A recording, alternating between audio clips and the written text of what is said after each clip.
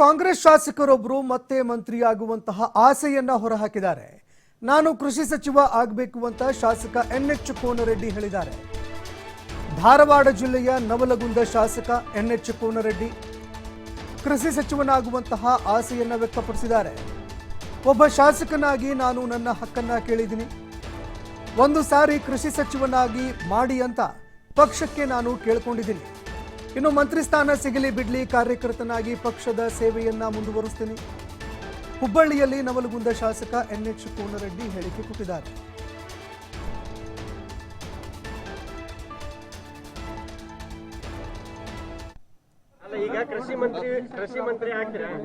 ನೋಡಿ, ಮುಖ್ಯಮಂತ್ರಿಗಳ ಪರಮಾಧಿಕಾರ. ನಾನು ಏನು ಮಾಡಬೇಕು ಬಿಡ್ಬೇಕಂತ ಎಂದೂ ಬೇಡಿಕೆ ಇಡೋಲ್ಲ. ಮುಖ್ಯಮಂತ್ರಿ ಪರಮಾದ ಒಂದ್ಸಲ ಯಾವಾಗ ಅವಕಾಶ ಸಿಕ್ಕರೆ ಕೃಷಿ ಮಂತ್ರಿ ಮಾಡೋದು ಕೇಳೀನಿ.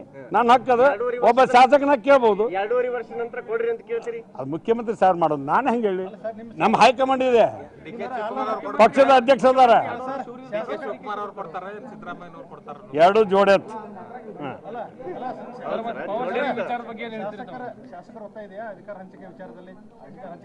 ನಾಷ್ಟ ಇಲ್ಲ, ಕಾರ್ಪೊರೇಟರ್ ಅದಕ್ಕೆ ಮೇಯರ್ ಆಗ್ಬೇಕಂತಾರೆ.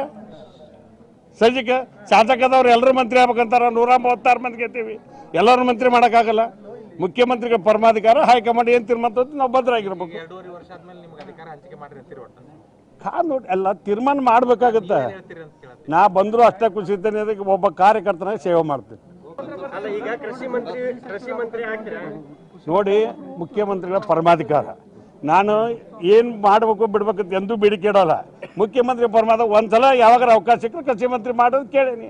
ನಾನು ಹಕ್ಕದ ಒಬ್ಬ ಶಾಸಕನಾಗ ಕೇಳ್ಬೋದು. 2.5 ವರ್ಷ ನಂತರ ಈ ಬಗ್ಗೆ ಮತ್ತಷ್ಟು ಮಾಹಿತಿ ಕೊಡ್ತಾ ಹೋಗ್ತಾರೆ ಪ್ರತಿನಿಧಿ ಯಲ್ಲಪ್ಪ ಸೋಲಾರಗೊಪ್ಪ ಫೋನ್ ಸಂಪರ್ಕದಲ್ಲಿ ಜಾಯ್ನ್ ಆಗಿದ್ದಾರೆ. ಯಲ್ಲಪ್ಪ, ಶಾಸಕ ಎನ್ಎಚ್ ಕೋನರೆಡ್ಡಿ ಅವರು ಕೃಷಿ ಸಚಿವನಾಗಿ ಆಗುವಂತಹ ಒಂದು ಆಸೆ ಇದೆಯಂತ ಆಸೆಯನ್ನ ಬಿಚ್ಚಿಟ್ಟಿದ್ದಾರೆ. ಏನೆಲ್ಲ ಹೇಳಿದ್ದಾರೆ, ಸಚಿವರಾಗುವಂತಹ ಸಾಧ್ಯತೆಗಳ ಬಗ್ಗೆ ಮತ್ತಷ್ಟು ಮಾಹಿತಿಯನ್ನ ಕೊಡ್ತಾ ಹೋಗೋದಾದ್ರೆ?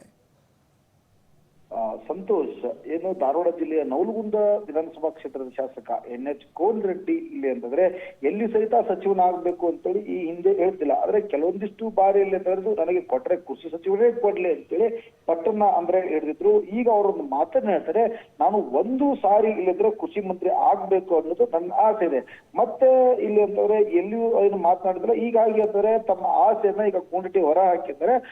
ಅದು ಮುಖ್ಯಮಂತ್ರಿಗಳ ಪರಮಾಧಿಕಾರಕ್ಕೆ ಬಿಟ್ಟಿದ್ದು. ಒಬ್ಬ ಶಾಸಕನಾಗಿ ನಮ್ಮ ಹಕ್ಕು ನಾನು ಕೇಳ್ತೀನಿ, ಒಂದು ಸಾರಿ ಕೃಷಿ ಮಂತ್ರಿ ಮಾಡಿ ಅಂತೆ. ಬೇರೆ ನನಗೆ ಸಚಿವ ಸ್ಥಾನ ಕೊಟ್ಟರೆ ಬೇಡ. ನನಗೆ ನಾನು ಇಲ್ಲಿ ಅಂದ್ರೆ ಕೃಷಿಕ ಮಂಟಪದಿಂದ ಬಂದವನು, ನಾನು ಸಹ ಇಲ್ಲಿ ಅಂತಾರೆ ಕೃಷಿಕ ಇದ್ದೀನಿ. ಹೀಗಾಗಿ ಅಂದ್ರೆ ನನಗೆ ಇವತ್ತು ನಾನು ಪಟ್ಟು ಹಿಡಿದಿರೋದಂದ್ರೆ ನಾನು ಇವತ್ತು ನನ್ನ ಆಸೆ ಇಟ್ಟಿದ್ದೇನೆ ಅಂತಂದ್ರೆ ನನ್ನ ಇಲ್ಲಿ ಅಂತ ನನಗೆ ಒಂದು ಕೃಷಿ ಸಚಿವ ಸ್ಥಾನ, ಅದೇ ಕೃಷಿ ಸಚಿವನಾಗೆ ನನಗೆ ಇಲ್ಲಿ ಕೊಡಬೇಕು ಅಂತೇಳಿ ಸಿದ್ದರಾಮಯ್ಯ ಮತ್ತು ಡಿ ಕೆ ಶಿವಕುಮಾರ್ ಅವ್ರು ಇಬ್ರು ಸಹ ಇಲ್ಲಿ ಅಂದ್ರೆ ಎರಡು ಜೋಡೆತ್ತುಗಳು ಇಲ್ಲಿದ್ರೆ ಕಾರ್ಪೊರೇಟ್ ಆದವರು ಮೇಯರ್ ಆಗ್ಬೇಕಂತ ಆಸೆ ಇರುತ್ತೆ. ಅದೇ ರೀತಿಯಾಗಿ ಶಾಸಕರಾದವರು ಒಮ್ಮೆ ಮಂತ್ರಿ ಆಗ್ಬೇಕಂತಾರೆ. ಆದ್ರೆ ಎಲ್ಲರನ್ನೂ ಮಂತ್ರಿ ಮಾಡಕ್ಕಾಗಲ್ಲ. ಇವತ್ತು ಮುಖ್ಯಮಂತ್ರಿ ಏನಿದ್ದಾರೆ ಅವರ ಅವರ ಬಿಡ್ಲಿ ಒಬ್ಬ ಕಾರ್ಯಕರ್ತನಾಗಿ ನಾನು ಸೇವೆ ಮಾಡ್ತೀನಿ ಅಂತೇಳಿ ಒಂದು ಮಾತನ್ನ ಹೇಳ್ತಾರೆ.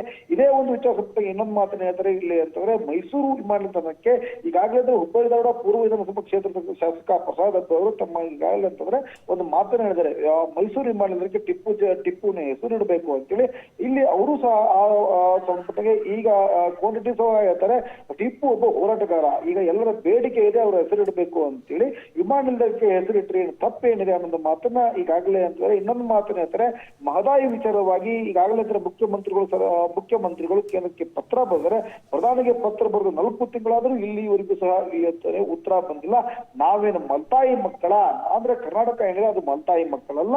ಈ ಉತ್ತರ ಕರ್ನಾಟಕದ ಜನರ ಬಹು ಬೇಡಿಕೆ ಮಹದಾಯಿ. ಆ ಮಹದಾಯಿಗೆ ಇಲ್ಲಿ ಅಂತಂದ್ರೆ ನಾವು ಸದ್ಯದಲ್ಲೇ ಕಾಮಗಾರಿಗೆ ಚಾಲನೆ ಕೊಡ್ತೀವಿ. ಇದಕ್ಕೆ ಕೇಂದ್ರದ ಗ್ರೀನ್ ಸಿಗ್ನಲ್ ಬರಬೇಕು, ಆದಷ್ಟು ಕೇಂದ್ರ ಸರ್ಕಾರ ಕೊಡ್ಲಿ ಅನ್ನೋ ಮಾತನ್ನ ಇಲ್ಲಿ ಅಂದ್ರೆ ಕೋನರೆಡ್ಡಿ ಹೇಳಿದ್ದಾರೆ. ಸಂತೋಷ್, ಧನ್ಯವಾದಗಳು ಯಲ್ಲಪ್ಪ ನಿಮ್ಮೆಲ್ಲ ಮಾಹಿತಿಗೆ.